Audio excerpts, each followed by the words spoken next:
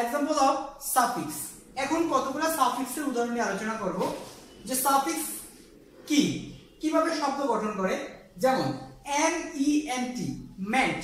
Basically মেন্টের কোনো কি নেই, অর্থ নেই, কিন্তু অন্য ওয়ার্ডের পরে বসে নিজের অর্থ প্রকাশ করে, তার জন্য তার নাম হচ্ছে কি সাফিক্স। দ্যাট মিন্স হচ্ছে প্রত্যয়। বাংলায় আমরা কি ব্যবহার করি, প্রত্যয়। যেমন একুয়ার, একুয়ার মানে হচ্ছে অর্জন, আর একুয়ারমেন্ট অর্জন বা প্রাপ্তি। তারপর হচ্ছে কি অ্যাচিভ, অ্যাচিভমেন্ট। Appoint, appointment. এই যে মেন্ট শব্দটা বেসিক্যালি কোনো অর্থ ছিল না, কিন্তু সে অন্য ওয়ার্ডের পরে বসে নিজের অর্থ প্রকাশ করে, সেজন্য এটা হচ্ছে কি সাফিক্স। এরপর ER, ER এর কখনো কোনো অর্থ হয় না বা অর্থ নেই। যেমন রিমুভ, রিমুভ মানে হচ্ছে অপসারণ, আর রিমুভার হচ্ছে যেটা দিয়ে অপসারণ করা হয়। One concept instrument, remove, remover. Rule, ruler, rule মানে হচ্ছে শাসন বা নিয়ম নীতি, আর রুলার, রুলার মানে হচ্ছে কি শাসক। তাহলে আমরা দেখলাম যে ইয়ার এর নিজের কোনো অর্থ নেই, কিন্তু অন্য ওয়ার্ডের সঙ্গে বসে, অন্য ওয়ার্ডের পরে বসে এর নিজের অর্থ প্রকাশ করে। যেমন ট্রেড, ট্রেড মানে হচ্ছে ব্যবসা বা বাণিজ্য, আর ট্রেডার মানে হচ্ছে যে ব্যবসা বা বাণিজ্য করে। তাহলে আমি আগেই বলেছিলাম যে প্রিফিক্স এবং সাফিক্সের কাজ হচ্ছে যে এরা অর্থকে সংকুচিত করে অথবা প্রসারিত করে অথবা নতুন অর্থ গঠন করে। এই হচ্ছে প্রিফিক্স এবং সাফিক্সের কাজ।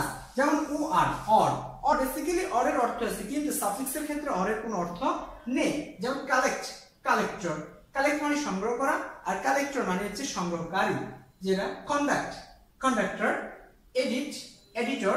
Create, creator. ক্রিয়েট মানে হচ্ছে সৃষ্টি, আর ক্রিয়েট মানে হচ্ছে স্রষ্টা, ক্রিয়েটর মানে হচ্ছে স্রষ্টা। তাহলে সৃষ্টি এবং স্রষ্টা।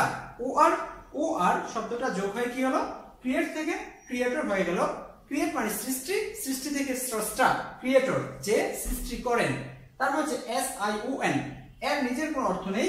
যেমন সাবমিট, সাবমিট মানে হচ্ছে জমাদান করা। সাবমিশন এটাও কি জমাই। কিন্তু এডুকেট, এডুকেট মানে হচ্ছে শিক্ষা।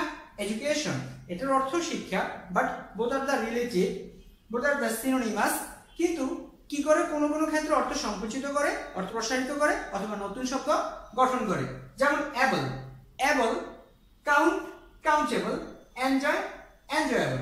তারপর হচ্ছে ইডি, ইডি হচ্ছে ডিসাইড, ডিসাইডেড, ডিসাইড, ডিসাইডেড।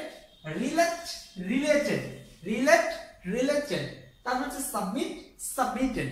তাহলে এখন আমরা কি দেখলাম, প্রিফিক্স এবং সাফিক্সের কতগুলো উদাহরণ দেখলাম, এরা কিভাবে অন্য শব্দের পূর্বে অথবা পরে বসে নতুন শব্দ গঠন করে, অথবা কোনো শব্দকে সংকুচিত করে অথবা প্রসারিত করে। তাহলে ওভারঅল যদি আমি বলতে যাই, তাহলে আমি পেলাম প্রিফিক্স এবং সাফিক্স হচ্ছে এমন কতগুলো অক্ষর বা অক্ষরের সমষ্টি যাদের নির্দিষ্ট কোনো অর্থ নেই, কিন্তু অন্য ওয়ার্ডের পূর্বে বসে এরা নিজেদের অর্থ প্রকাশ করে, অথবা অন্য ওয়ার্ডের পরে বসে এরা নিজেদের অর্থ প্রকাশ করে। তখন তাকে কি বলা হয়, প্রিফিক্স এবং সাফিক্স বলা হয়।